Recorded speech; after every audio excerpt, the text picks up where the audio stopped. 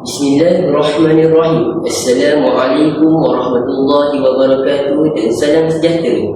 Saya Muhammad Ammar bin Farah Effendi dari SMI Alisha Kuantan ingin mempersembahkan hasil jahitan kreatif saya, iaitu dompet mini menggunakan kain felt.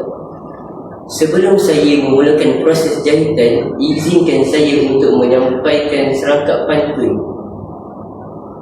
Pergi ke kedai membeli syarat, pulang segera di hari senja. Bila dompet sudah dekat, wang ringgit tersimpan saja.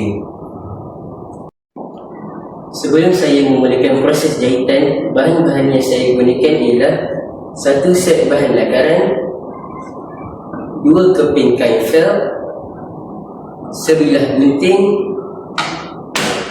jarum dan benang, gam anas dan hiasan tambahan. Langkah pertama, saya akan membuat lakaran untuk menghasilkan dompet mini saya.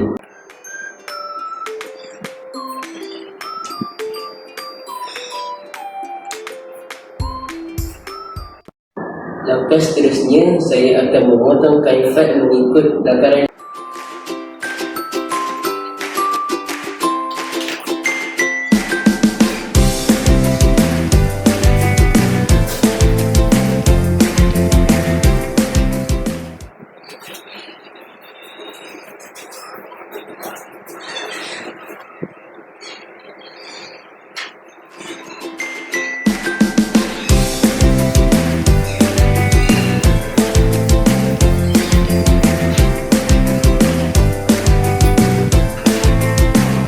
Saya akan mencantumkan 2 kepingan kain felt dengan menggunakan jahitan safari di bahagian tepi.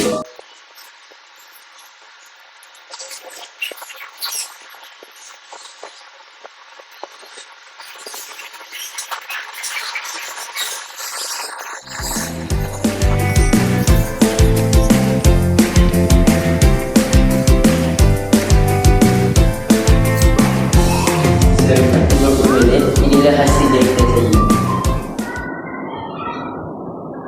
Akhir sekali, saya akan menjahit butang sebagai penutup dompet dan saya akan menampal hiasan tambahan yang diperbuat daripada kain felt.